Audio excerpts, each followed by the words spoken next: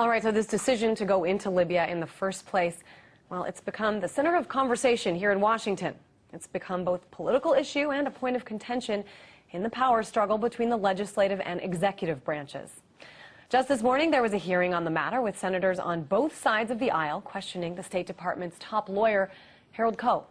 Here's the deal. Koh is urging U.S. lawmakers to vote for a resolution authorizing the U.S. role in the NATO-led mission in Libya. Lawmakers say under the War Powers Resolution, President Obama should have come to Congress for authorization in the first place a long time ago. Here's one senator who used Barack Obama's own words during his questioning. I want to give you a quote from then Senator Obama in December of 2007, and he said, quote, "The President does not have power under the Constitution to unilaterally authorize a military attack in a situation that does not involve stopping an actual or imminent threat to the nation," end quote. Now, I've heard the discussion of that.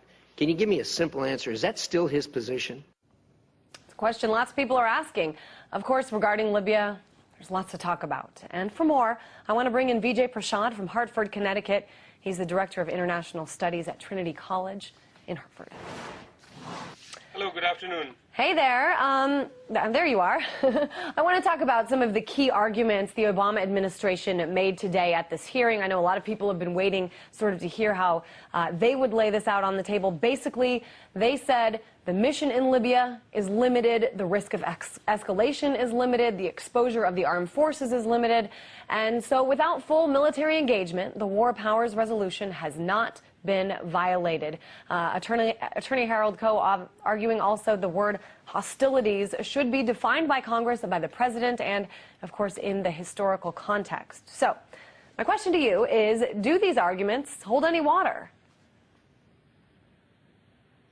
Well, not at all, and largely because the idea of limited engagement is rather absurd to me. The war was going to begin based on a UN resolution. Within a few hours of the war beginning, with the French and Americans striking Libya, they had already violated the narrow terms of the UN resolution, and now it looks like Libya is simply being bled. There have been 100 days of attacks, 24,000 sorties. There's a very gradual and painful bleeding of Libya to the extent where Gaddafi's ally and then defector Musa Khusa has said that Libya is being made into what he calls a giant Somalia. So no, this idea of limited engagement, these nominal games around terms like hostilities, none of this actually is making sense. This is smoke and mirrors. This is inside the Beltway discussion hearing.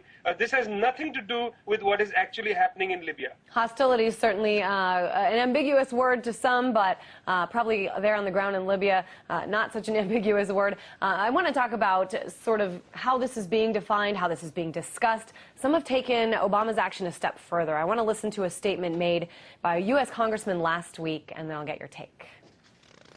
Congress has nothing to do with the decision about whether to go to war or not, and the president is becoming an absolute monarch. Vijay, do you think this is fair, that by going it alone, without authorization by Congress, that the president is acting as if he himself is a king? Well, there's a habit of war making that exceeds Obama. I mean, this goes back to Vietnam, even the Korean conflict, but really the place you see it most is in the last 20 years.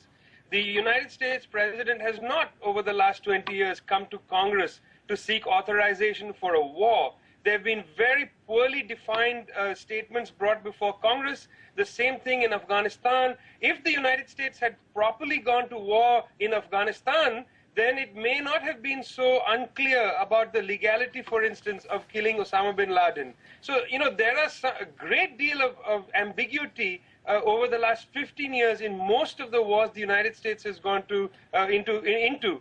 So I don't see this as an Obama problem. I see this as a problem that the United States has gotten into over the last few decades. I think that's such an important point, but it seems to me, what's kind of happening here is that the administration is bringing up this historical precedent and using it almost as an argument. Well, you want to crack down on me? Well, look what Bush did. Look what Reagan did. I think that's what's going on a lot of the time, and the more it goes on, the more it's going to be used as, well, he got to do it, why can't I do it? Well, yes, and this is where you say 2020 hindsight is actually something that we should have at our benefit. If Bush did this and it didn't work out so well in Iraq, it may not be a bad idea to take some lessons from that. If Clinton did this and it didn't work out so well for Somalia, well, maybe it's a good idea to look into that as well. So I would say that, yes, fine, other presidents have done the same kind of thing, but the results demonstrate for us quite clearly that you are going to break countries, you're going to intensify hatreds, and this is particularly odd when there are very, very well laid out and reasonable paths to end the conflict coming out of places like South Africa, coming out of the BRICS countries, Brazil, Russia, India, China, South Africa. So if we don't take seriously these alternative pathways, we get stuck into thinking that the only solution is war making. Interesting. So you're arguing that you should look at history and say this is a reason not to do it again. I want to look, I think some important points you brought up. Let's take a look at what's actually going on the ground in Libya. Now, a former CIA asset who covered Libya back during Lockerbie, she's coming forward with a few observations, and I want to just put a few of them up on the screen and we can talk about them. She says, NATO has been grossly deceived and should cease at once from protecting these rebels. U.S. tax dollars are training a new Taliban to intimidate the Libyan people into submission while the West plunders Libya's wealth. This is Susan Lindauer, the former CIA asset. She also says CIA operatives working side by side, rebel forces driving around trucks is proof that U.S. forces are already on the ground and active participants in the atrocities. She says video shows several dead Libyan soldiers with their throats cut, lying in the back of a truck.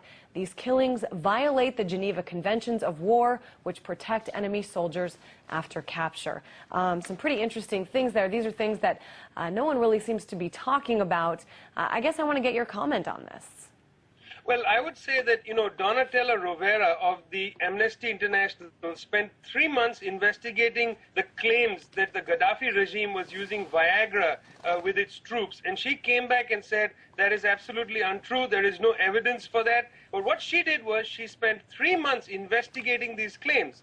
So far, neither Amnesty International nor Human Rights Watch have investigated claims that the West has conducted a systematic killing of civilians. So, what I would say is Lindauer's, the claims she is making are significant and they need to be investigated. And I, frankly, don't understand how the great organizations like Amnesty and Human Rights Watch spend a lot of their resources investigating war crimes by the other side, but thus far have failed to provide a comprehensive report about war crimes from NATO and from the United States. And much the same goes to Ocampo's office at The Hague. Ocampo used as fact the claim that Viagra was being given to the troops, a claim now completely, at least from Amnesty International, a claim that has been debunked. Meanwhile, Ocampo has said nothing about NATO crimes. All right, certainly a lot of things to talk about here. I'm sure we could go on, but we're out of time.